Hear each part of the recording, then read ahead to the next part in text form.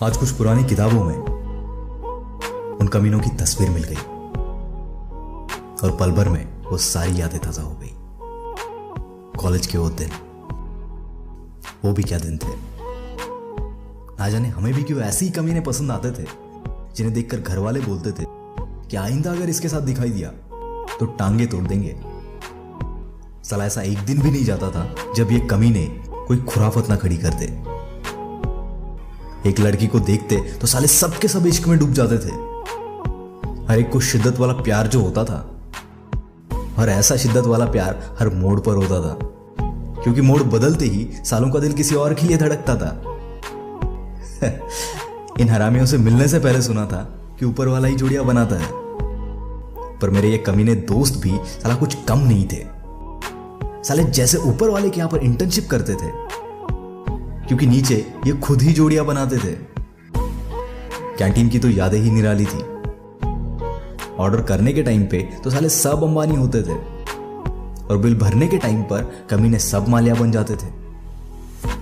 एक दूसरे के नाम से तो हम कभी बुलाते ही नहीं थे, क्योंकि इनसे ज्यादा इनके बाप के नाम से प्यार जो करते थे। और मजाक मजाक में बोलते थे, नाम लेके बुलाए वो यारी कभी सच्ची नहीं होती। नाम लेके बुलाए वो यारी कभी सच्ची नहीं होती, और गाली देके बेइज्जती करके बुलाने वाले दोस्त की मोहब्बत कभी कच्ची नहीं होती। हम जैसे लास्ट बेंचर्स की तो बात ही निराली थी।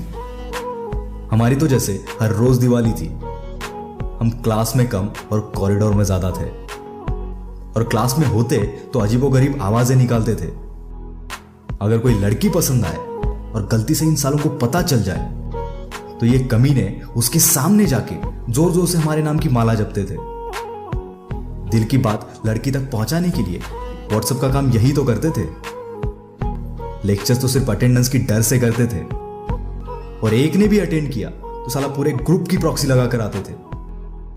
अटेंडेंस हमारी कभी पूरी नहीं होती थी, और फाइन के चक्कर में हर सेमेस्टर एंड में पूरी सेविंग्स खत्म हो जाती थी। और लाइब्रेरी तो जैसे हमारे लिए मंदिर था, क्योंकि साल में एक आधी बार दर्शन जो होता था वो भी जब कोई कमीना जबरदस्ती ले जाता था, क्योंकि लाइब्रेरी से ज्यादा कॉलेज के सामने अन्ना के टपरी पे मजा आता था। जहां टॉपर्स रैंक के लिए पढ़ते थे, वहां हमारे पासिंग्स के भी लफड़े थे। साला वो डिस्टिंक्शन पर रोते थे और हम 40 पर भी पार्टी करते थे। टीचर्स के साथ तो दुश्मनी ही अलग थी। जितने नाम उनके माँ बाप ने भी नहीं सोचे थे उतने तो हम एक दिन में रख देते थे। वो यादें भी निराली है। उस वक्त जिन लम्हों ने डराया था, आज उन्हीं को याद करके हंसी भी आती है। उस वक्त दोस्तों संग ट्रिप तो अचानक से बनती थी। 10-20 की सेविंग्स सबकी निकलती थी। 100 का पेट्रोल और 3 की सवारी थी। पर यारो, वही ट्रिप सबसे भारी थी। बर्थडे तो साला हर साल रुलाता था। जानवर जैसी मार पूरे दिन जो खिलाता था। कभी भी आते थे और 2 चिपका के जाते थे। साला बर्थडे के नाम पे कुछ बोल भी तो नहीं पाते थे। साला उस वक्त पैसा नहीं था, पर दोस्तों की मौजूदगी ने कभी उसकी कमी महसूस नहीं होने दी। ऐसे ही वक्त बीता और हम बड़े हो गए। सब लोग करियर की दौड़ में सीरियस हो गए। कुछ बिजनेस में जम गए तो कुछ जॉब के लिए दूसरी जगह शिफ्ट हो गए। और करियर की इस रेस में सब इतना खो गए कि इसके चलते एक दूसरे को ही भूल गए। नंबर्स तो सबके पास थे, पर साला वो कभी डायल ही नहीं हुए। कभी जिनसे बात किए बगैर एक दिन नहीं निकलता था। आज सालों बीत गए बिना बात किए। अब तो बस यादें बची है।